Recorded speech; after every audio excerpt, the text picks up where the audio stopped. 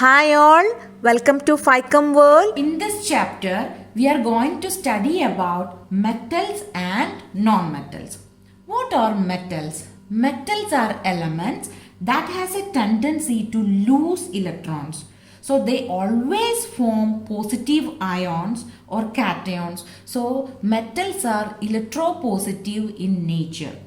When an atom loses electron, it gets positive charge. So metal always have a tendency to lose electron. So metal always forms positive ions or cations. You can see some examples: sodium, magnesium and aluminium. Okay, what about the electronic configuration of sodium? Sodium has an atomic number 11. So it has the electronic configuration 281.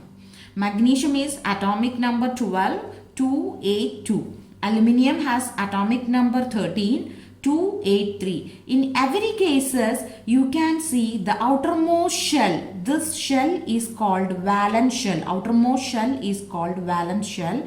It has very few electrons, 1, 2 and 3. So if we lose this electron, if the sodium metal lose one electron, what happens? Now this will be the outer shell of sodium and it is 8. So it becomes stable. So every atom take part in a chemical reaction to attain 8 electrons in the valence shell. Hence they get stability like noble gases. So metals always have a tendency to lose electron. Why? Their valence shell has less number of electrons. If they lose that electrons, it gets 8 electrons in the outermost shell or valence shell. Hence they get stability. What about non-metals? Non-metals always has a tendency to gain electron. Non-metals always have a tendency to gain electron. So they form negative ions. When an atom gain electron, what about the charge they got? Negative charge. So negatively charged ion is anion. So non-metals gain electron and they changed into anions. So they are called electronegative. Anions are electronegative. Let's check some examples. We have chlorine, oxygen and sulfur. These are the examples of non-metals. Okay, what about the atomic number of chlorine? 17.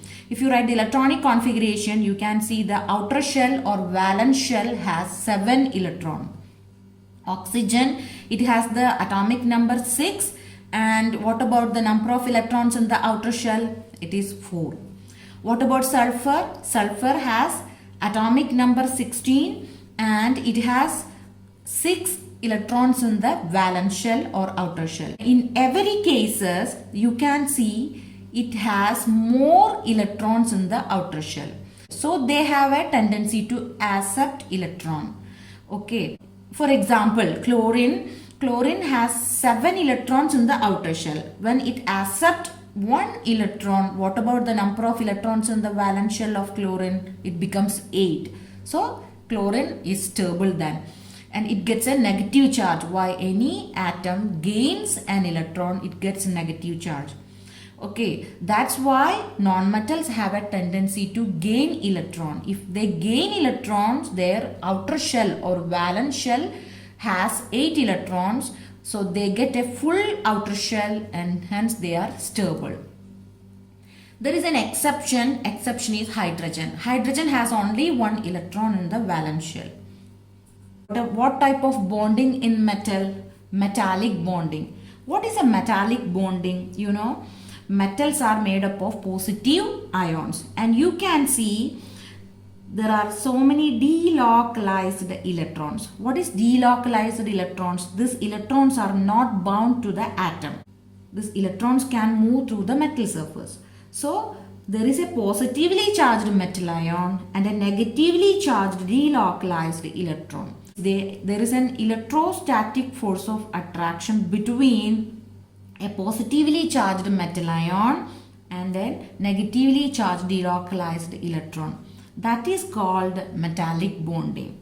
So what is metallic bonding? It is the electrostatic force of attraction. It is very strong because the force of attraction between two oppositely charged particles. So the strong electrostatic force of attraction between positively charged metal ion and negatively charged delocalized electron is called metallic bonding. Here metals always loses electron and they change it into metal ion. This is called a cation. And in non-metals we have very weak forces. Okay, what is the weak force is named? Weak force is called van der Waals force of attraction. So non-metals have a very weak van der Waals of attraction. Examples of non-metals are chlorine, fluorine, oxygen, sulfur, nitrogen, etc. So a non-metal, they will accept electron and they will change it into an anion or negative ion. Let's check about the physical properties of metals and non-metals. So what about the physical state of a metal? Metals are generally solids. Why they are solids? Metals have metallic bonding, means in metals we can see a positive ion, metal ion and an electron, negative electron. So there is a strong force of attraction between them. So there is an ordered arrangement of metal ions in the metal lattice. So they are solids. If there is an ordered arrangement of ions or particles, the substance will be solid. So metals are solids. But there is an exception, mercury. Mercury is the only liquid metal at room temperature and pressure. So all exceptions are very important. So metals are solids, exception mercury. Mercury is a liquid metal at room temperature. What about non-metals? Non-metals are generally they are solids and gases. But there is an exception. Exception is one non-metal is liquid, that is bromine. This is very important. The non-metals you can see in solid state and gaseous state. But there is a liquid non-metal, that is bromine. Which are the examples for solid non-metals? Carbon, phosphorus, etc. And what about the non-metals which we can see in gaseous state? Oxygen, nitrogen, fluorine, etc. So this is also important. And next property is hardness. Metals are generally hard. You know, iron, copper, silver, gold, this all are hard metals. But there is an exception, mercury. Mercury is a liquid, so it is not hard. All group 1 metals are very soft and we can cut it with a knife. So this is the two exception. Non-metals are generally soft in nature, but there is an exception. What is the exception? Diamond and graphite are the exceptions. Diamond and graphite are hard. Diamond and graphites are called allotropic forms of carbon. What is allotropic form? Allotropic form means a chemical element can exist in different forms. Its physical state is different, but the chemical texture is same. So carbon has the allotropic forms diamond and graphite. Coal, charcoal, this all are allotropic forms of carbon. This diamond and graphite are the crystalline allotropic forms of carbon. So non-metals are soft, exception diamond and graphite, they are hard. The third property is luster. What is luster? Metals have a shiny surface. The shining property of the metal is called luster. You know, platinum, gold, silver, this all have luster. They all have a shiny surface. Sodium, potassium also have a shiny surface, but because of the reactivity, they forms an oxide layer. So first appearance is the dull appearance, but when we cut it with a knife, you can see the fresh surface is shining. So all metals have a property luster, but there is an exception. Exception is lead. Lead has a dull appearance. So all exceptions are very important.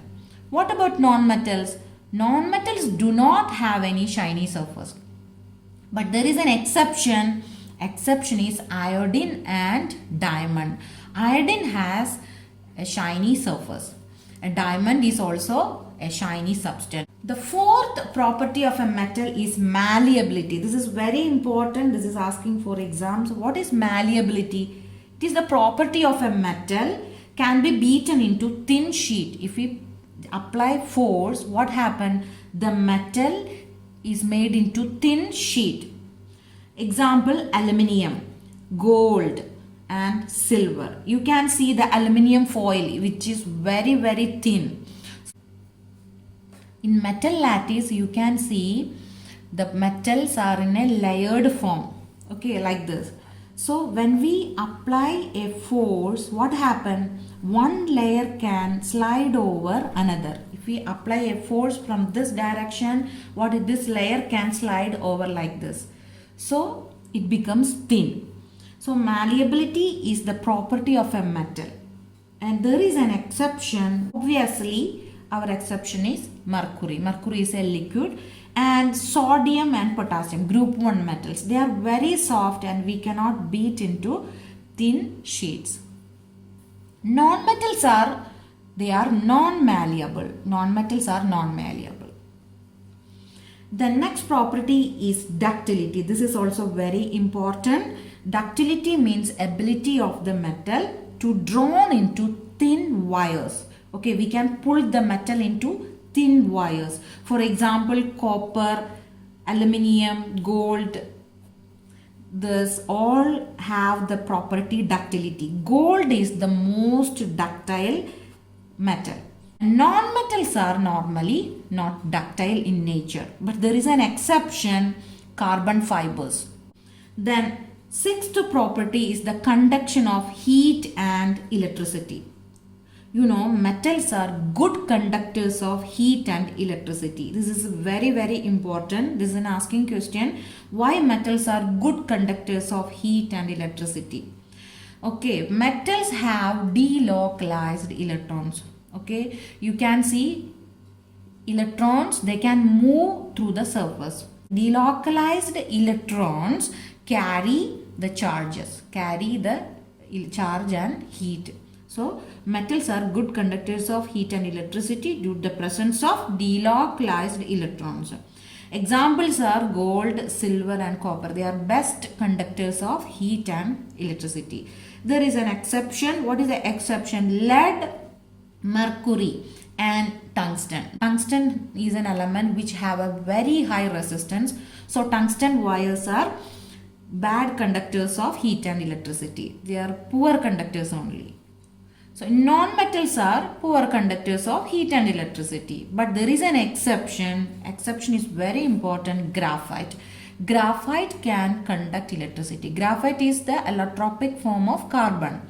Okay. So graphite has electrons which are delocalized in the structure. So graphite can carry electricity. So graphite is a good conductor of electricity. Now the seventh physical property, that is melting point and boiling point.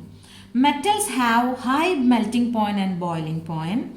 Why? Because metals have a strong metallic bond. So we have to apply much more energy to break the metallic bond. So melting point and boiling point of metals is high. There is an exception. Mercury, gallium and cesium, they have low melting point and boiling point. Gallium will melt when we taken in palm. That much low melting point it has. Cesium also.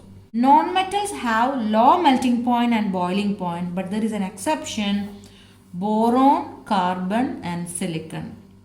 These three have high melting point and boiling point. So note this, all exceptions. This is very important. You will get 1 mark questions or short answer questions from this part. And the eighth property is sonorous. What is sonorous? Metals, when strike on a hard substance, it makes sound. It produces sound. That property is called sonorous. You can see in your school, the school bells are made up of metals. What about non-metals? Non-metals are not sonorous. Density. Metals have high density. What is the exception? You know, sodium and potassium, they are less dense metals. They are very soft and can be cut with a knife. And non-metals have normally low density, but there is an exception, diamond. Diamond has high density. And the 10th property is oxide formation. You know, metal oxides are basic in nature. Normally they produce basic oxides. For example, magnesium plus oxygen, magnesium oxide. That magnesium oxide, when dissolved in water, you will get magnesium hydroxide, that is an alkali. So metal oxides are basic in nature. But there is two exception. The one exception is metal oxides can produce acidic oxide. Which are the acidic oxide produced? Chromium oxide and manganese oxide, CrO3 and Mn2O7. These two are the acidic oxides, acidic metal oxides. What about the another exception? The metal oxides produces amphoteric oxides also. Amphoteric oxides means they both react with the acid and base. Okay, the zinc oxide and aluminium oxide are the examples of amphoteric oxide. Zinc oxide and the aluminium oxide can react with an acid and also with a base. Non-metal oxides are generally acidic in nature. For example, sulfur dioxide, trioxide, nitrogen dioxide, this all are acidic in nature. But there is an exception. What is the exception? The non-metal oxides also produces neutral oxides. Okay, what are the examples of neutral oxides? Water, carbon monoxide and nitrogen oxides are the neutral oxides produced by non-metal.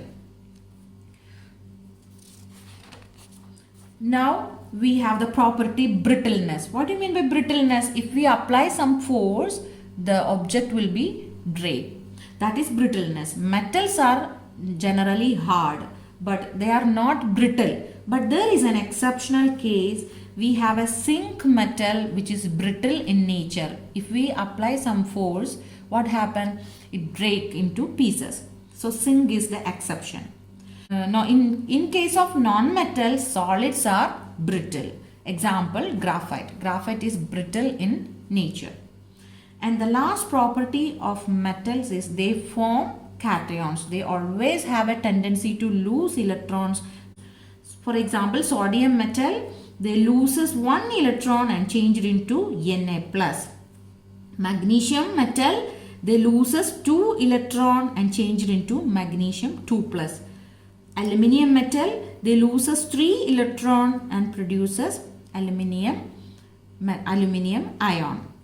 Okay, so the number of electrons losing, that will be the charge of the metal. If 1 electron loses, it gets +1 charge. 2 electron loses, it gets 2+ charge. 3 electron loses, it gets 3+ charge. Non-metals, they always form anions. Example, chlorine. Chlorine accepts an electron and gets Cl-, chloride ion. Oxygen, they accept 2 electron and we get an oxide ion. What is the name of this ion? Oxide ion. This is an anion. This is chloride ion. So the magnitude of the charge depends upon the number of electron it loses or gains. So metals always form cations, non-metals forms anions. Thanks for watching. If you like my video, please subscribe, like and share.